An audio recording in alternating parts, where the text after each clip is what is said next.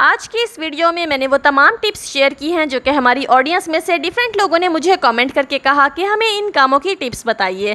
तो वीडियो इंतहाई इंटरेस्टिंग और यूज़फुल है। अगर आप वीडियो को कंप्लीट वॉच करेंगे तो ना सिर्फ बहुत कुछ सीखने को मिलेगा बल्कि आपकी टाइम सेविंग भी होगी और मनी सेविंग भी। अस्सलामुअलैकुम वीवर्स, मैं हूँ कमल गौरी और आप लोग देख रहे हैं कमल गौरी यूट्यूब चैनल। मुझे उम्मीद है कि सब लोग खैरियत से होंगे। तो चलिए बिना टाइम वेस्ट किए वीडियो को स्टार्ट करते हैं। हमारी हैक नंबर 1 बहुत ही ज़बरदस्त, यूज़फुल और मोस्ट रिक्वेस्टेड है। मैंने अपनी पिछली वीडियो में चावल को महफूज करने का तरीका बताया था। ये मैंने 5 किलो चावल मंगवाए थे। अपनी पिछली वीडियो में मैंने इन चावलों में हल्दी और नमक मिक्स करके इन्हें महफूज करने का तरीका बताया था। इसके अलावा और भी बहुत सारे तरीके बताए थे चावल को महफूज करने के, लेकिन वीडियो बनाने के बाद मैंने नोटिस किया कि इन चावलों में पहले से ही कीड़ा मौजूद था। तो मैंने सोचा कि क्यों ना इस कीड़े को पहले ख़त्म किया जाए और उसके बाद इन्हें महफूज किया जाए। इसके अलावा मेरे पास काफ़ी सारे लोगों के कमेंट्स भी आ रहे थे कि अगर चावल में पहले से ही कीड़ा मौजूद हो तो उसे किस तरह से ख़त्म किया जा सकता है। इसके लिए मैंने जो है वो कुछ एक्सपेरिमेंट्स किए। मैंने यूट्यूब पे भी सर्च किया लेकिन इस मसले का कोई हल ना मिल सका। एक इंडियन चैनल पर मुझे एक टिप नज़र आई तो मैंने सोचा कि ये टिप ट्राई करके देखती हूँ। मैंने एक कपड़ा बिछाया और उस पर सारे ही चावल फैला दिए। उसके बाद मैंने सिरका लिया जो कि किचन में मौजूद ही होता है और एक कटोरी में मैंने थोड़ा सा सिरका डाला और इसको चावल के दरमियान में रख दिया। मैं फर्स्ट टाइम ये एक्सपेरिमेंट कर रही थी इसलिए मुझे मालूम नहीं था कि ये टिप वर्क करेगी या नहीं। मैंने एक बर्तन में सिरका डालकर चावलों के दरमियान में रख दिया और उसके बाद ऑब्जर्व किया, लेकिन कीड़े चावल से बाहर ना निकले। इसके बाद मैंने सारे ही चावल एक बाउल में भरकर रख दिए। नेक्स्ट डे मेरी स्कूल से छुट्टी थी तो मैंने सोचा कि इस मसले का कोई ना कोई हल ज़रूर निकालूंगी। मैं जानती थी कि हैक्स की दुनिया में मैं अपना नाम बना चुकी हूँ और लोग मुझ पर काफ़ी ज़्यादा ट्रस्ट कर रहे थे और बहुत ज़्यादा कमेंट्स आ रहे थे कि चावल में अगर पहले से ही कीड़ा लगा हो तो उसको किस तरह से साफ़ किया जा सकता है। ये एक बहुत बड़ा टास्क था but I have achieved it. घर के तमाम कामों से फ्री होकर मैं किचन में आ गई थी। इस टाइम रात के 9 बज रहे थे और सब सो चुके थे। मैंने सोचा कि एक और एक्सपेरिमेंट करके देखती हूँ। मैंने एक लाइट कलर का कपड़ा लिया और उसको किचन के फर्श पर बिछा दिया और उस पर सारे ही चावल फैला दिए। लाइट कलर का कपड़ा मैंने इसलिए लिया कि अगर कीड़े जो है वो इसमें से बाहर निकले ताकि मैं वीडियो में अच्छे तरीके से दिखा सकूं। तो मैंने यहाँ पर सारे ही चावल जो हैं वो अच्छे तरीके से फैला दिए। अब मेरे जहन में 2 बातें थी कि कुछ ऐसी चीज़ रखी जाए कि जिसकी स्मेल से कीड़े जो हैं वो दूर भाग जाएं। तो मुझे याद आया कि पिछली वीडियो में मैंने एक्सपायर्ड मेडिसिन के सिरप से एक स्प्रे तैयार किया था और मेरा वो एक्सपेरिमेंट भी बहुत सक्सेसफुल रहा था। मैंने तमाम एक्सपायर्ड सिरप जो भी मेरे पास पड़े हुए थे एक बाउल में डालकर मिक्स किए और उन्हें एक स्प्रे बॉटल में भरकर रख लिया था। इसका रिजल्ट क्योंकि मैं पहले देख चुकी थी तो मुझे यकीन था कि ये टिप ज़रूर वर्क करेगी। इससे पहले भी मैं अक्सर कोई ना कोई एक्सपेरिमेंट करती रहती हूँ और जब कोई एक्सपेरिमेंट सक्सेसफुल होता है तो मैं अपनी ऑडियंस के साथ ज़रूर शेयर करती हूँ। तो यहाँ पर जो है मैंने 3 कटोरियाँ ले लीं और इनके अंदर मैंने ये एक्सपायर्ड सिरप वाला जो स्प्रे तैयार करके रखा हुआ था इसको इन कटोरियों में डाल दिया। मेरे पास एक ये कमेंट भी आया हुआ था कि अगर घर में दीमक लग जाए तो उसको कैसे ख़त्म किया जाए। तो इसके लिए बहुत ही आसान सा तरीका है कि सबसे पहले झाड़ू से दीमक वाली जगह को अच्छे तरीके से साफ़ कर लीजिए और उसके बाद ये एक्सपायर्ड सिरप वाला स्प्रे उस दीमक वाली जगह पर कर दिया जाए तो दीमक फ़ौरन ख़त्म हो जाएगी और दोबारा कभी नहीं लगेगी। इसीलिए तो कहा जाता है कि अगर दवाइयाँ एक्सपायर हो जाएं तो जहर बन जाती हैं। यहाँ पर जो है मैंने तीनों ही कटोरियों में एक्सपायर्ड मेडिसिन वाला सिरप डाल लिया और इसे चावलों में मुख्तलिफ जगहों पर इस तरीके से रख दिया। जैसे ही मैंने ये एक्सपायर्ड सिरप वाला स्प्रे कटोरियों में रखा तो इसकी बहुत ही तेज़ स्मेल जो है वो आना शुरू हो गई। इसमें मैंने कुछ एंटीबायोटिक सिरप ऐड किए थे और कुछ दूसरे सिरप ऐड किए थे जिसकी वजह से ये एक बहुत ही स्ट्रॉन्ग इंसेक्ट किलर स्प्रे बनके रेडी हुआ था और इसका रिज़ल्ट भी मैं पहले देख चुकी थी। तो मुझे उम्मीद थी कि ये टिप ज़रूर वर्क करेगी। मैंने तीनों कटोरियाँ रख दी और जैसे ही मैंने ये कटोरियाँ रखी तो मैंने ऑब्ज़र्व किया कि कीड़े और सुसरियाँ आहिस्ता आहिस्ता चावलों से निकलकर दूर भागना शुरू हो गईं। It was a big achievement for me. इसके बाद मैं बैठकर 10 मिनट तक ऑब्जर्व करती रही। चावलों से कीड़े आहिस्ता आहिस्ता निकलकर दूर भागते हुए दिखाई दिए। मैंने कैमरे को जूम कर लिया ताकि मैं अच्छे तरीके से वीडियो शूट कर सकूं और आप लोगों को जूम करके दिखा सकूं। सिर्फ 5 से 10 मिनट के अंदर अंदर काफ़ी सारे कीड़े चावलों से निकलकर बाहर आ चुके थे। चावलों में अगर कीड़ा लग जाए तो इसे साफ करना इंतहाई ज़रूरी है। बहुत से लोग इस बात पर ध्यान नहीं देते और चावलों को ऐसे ही महफूज कर लेते हैं और जब पकाने का टाइम आता है तो ऐसे ही धोकर पका लेते हैं। चावलों में अगर ये कीड़े और सुसरियां ज़्यादा देर तक मौजूद रहेंगे तो जाहिर है कि जरासीम फैलाने का बाइस बनेंगे, जिसकी वजह से ये चावल बीमारियां फैलाने का सबब भी बन सकते हैं। इसलिए चावलों को महफूज करने से पहले इन्हें कीड़े और सुसरियों से पाक करना इंतहाई ज़रूरी है। जिस तरह से आटे में सुसरी पड़ जाए तो आटे का टेस्ट खराब हो जाता है, बिल्कुल इसी तरीके से अगर चावलों में भी सुसरी या कीड़ा लग जाए तो चावलों का टेस्ट भी खराब हो जाता है। चावलों से काफ़ी हद तक कीड़े जो है वो निकल चुके थे। अचानक मेरे जहन में एक और बात आई कि क्यों ना कोई ऐसी चीज़ रखती जाए कि जिससे कीड़े जो हैं वो अट्रैक्ट होकर जल्दी जल्दी से बाहर निकल आएँ। तो मैंने एक प्लेट में थोड़ा सा आटा लिया और इसको एक साइड पर रख दिया, क्योंकि मैं जानती थी कि आटे में भी सुसरियाँ पड़ जाती हैं। तो प्रोसेस को और तेज़ करने के लिए मैंने सोचा कि शायद ये सुसरियाँ और कीड़े जो हैं वो जल्दी जल्दी से निकलकर आटे की तरफ जमा हो जाएं। सुसरियाँ और कीड़े मुसलसल चावलों से निकलकर दूर भागते हुए दिखाई दे रहे थे और मैं जूम करके वीडियो बनाती जा रही थी ताकि अच्छे तरीके से आप लोगों को ये दिखा सकूं। एक्सपायर्ड सिरप वाला यह स्प्रे बहुत ही ज़बरदस्त और इफ़ेक्टिव साबित हुआ था। इस प्रोसेस को थोड़ा सा तेज़ करने के लिए मैंने सोचा कि कुछ और मज़ीद चीज़ें भी यहाँ ऐड कर दूँ ताकि चावलों से कीड़ा जल्दी जल्दी बाहर निकल सके। मैंने चावलों को एक्सपायर्ड सिरप वाली कटोरियों के और करीब कर दिया ताकि इसकी स्मेल से कीड़े जल्दी जल्दी बाहर निकल सकें। चावलों को इकट्ठा करने के बाद मैंने एक और काम किया। मैंने एक चम्मच ली और चम्मच की मदद से सारी ही कटोरियों में इस तरीके से जो है वो सिरप को हिला दिया ताकि जो नीचे हमारा सिरप बैठ चुका था वो अच्छे तरीके से मिक्स हो जाए और इसकी स्मेल जो है वो और तेज़ हो जाए। जैसे ही मैंने इसको चम्मच से हिलाया तो इसकी स्मेल और ज़्यादा तेज़ आने लगी और चावलों से कीड़े निकलने का प्रोसेस तेज़ हो गया। इसके बाद प्रोसेस को मज़ीद तेज़ करने के लिए मैंने साबुन का एक खाली पैकेट लिया।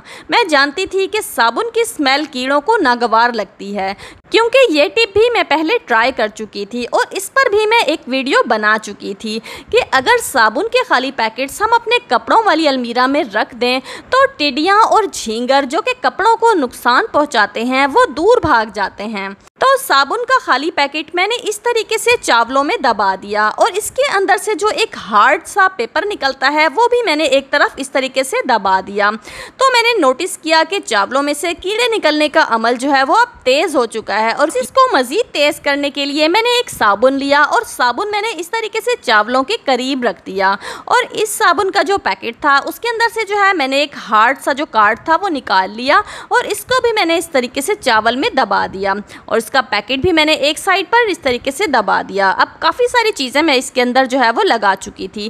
3 कटोरियाँ रखी हुई थी इसके अंदर मेडिसिन के सिरप वाली और 2 मैंने जो है वो साबुन के खाली पैकेट्स इसमें रखे थे और एक साइड पर साबुन रख दिया और चम्मच की मदद से मैंने सिरप को भी हिलाया ताकि स्मेल जो है वो और तेज़ हो जाए और कीड़े जल्दी से जल्द जो है वो चावलों में से निकल जाएं। चावलों से कीड़े और सुसरियाँ निकालने के प्रोसेस को मज़ीद तेज़ करने के लिए मैंने यहाँ पर लहसुन के कुछ जवे लिए जो कि मैंने थोड़ी ही देर पहले छील कर रखे थे। अचानक मेरे जहन में ये बात आई कि लहसुन की स्मेल से भी कीड़े दूर भागते हैं, तो मैंने कुछ जवे लिए और उनको इस तरीके से थोड़े थोड़े फासले पर चावलों के दरमियान में दबा दिया। अब मैं चावलों में काफ़ी सारी ऐसी चीज़ें रख चुकी थी कि जिनकी स्मेल से कीड़े दूर भागते हैं। एक्सपायर्ड सिरप वाला सॉल्यूशन, साबुन के खाली पैकेट्स और साबुन और कुछ लहसुन के जवे और एक बहुत ही स्ट्रॉन्ग और तेज़ स्मेल जो है वो किचन में फैल चुकी थी और कीड़े जो हैं वो बहुत ही तेज़ी के साथ चावलों से निकलते जा रहे थे और मेरा ये एक्सपेरिमेंट भी कामयाब हो चुका था और अपनी इस अचीवमेंट पे मैं बहुत खुश भी थी। इसके बाद मैंने किचन की लाइट ऑफ कर दी और कुछ देर के लिए मैं किचन से बाहर चली गई। तकरीबन 1 घंटे के बाद मैं किचन में दोबारा वापस आई और मैंने लाइट जलाई। इसके बाद जो है मैंने ये तमाम चीज़ें चावलों में से निकाल दी ताकि मैं अच्छे तरीके से देख सकूं कि आया चावलों में से सारे ही कीड़े और सुसरियाँ निकल गए हैं या अभी कुछ बाकी हैं। ये एक हकीकत है कि इंसान चाहे कितना ही अच्छा काम क्यों ना कर ले, कितनी ही बड़ी अचीवमेंट क्यों ना कर ले, उसके काम पर तनकीद करने वाले हमेशा ही मौजूद होते हैं। चाहे आप पहाड़ की कितनी ही ऊंची चोटी पर चढ़ जाएं, आपकी टांग खींचने वाला भी कोई ना कोई मौजूद ही होता है। मुझे मालूम था कि मेरी इस वीडियो पर भी कुछ ना कुछ नेगेटिव कमेंट्स करने वाले लोग मौजूद ही होंगे। अच्छा जी, यहाँ पर जो है आप लोग देख सकते हैं कि चावल बिल्कुल साफ हो चुके हैं, इनमें कोई कीड़ा कोई सुसरी मौजूद नहीं है। एंड इसीलिए मुझे एहसास हुआ कि चैनल चलाते चलाते मैं तो साइंटिस्ट ही बन गई। अच्छा, एक बात का आप लोगों ने ख्याल रखना है कि चावलों को आप लोगों ने शेड में ही फैलाना है, धूप में नहीं फैलाना। और ये एक्सपायर्ड सिरप भी आप लोगों ने वेस्ट नहीं करने हैं, बल्कि इन्हें दोबारा से बॉटल में फिल करके रख लीजिए, क्योंकि ये बहुत ही कीमती स्प्रे है। ये स्प्रे आप लोग चींटियां, कॉकरोच, दीमक और मुख्तलिफ कीड़े मकोड़े भगाने के लिए इस्तेमाल कर सकते हैं। और यहाँ पर मैंने चावलों को कीड़ों और सुसरियों से साफ करने के बाद एक एयर टाइट कंटेनर में बंद करके महफूज कर लिया है। अब ये 2 साल तक कीड़ों से महफूज रहेंगे, क्योंकि इसमें मैंने नमक और हल्दी पहले से ही मिक्स करके रखी हुई थी।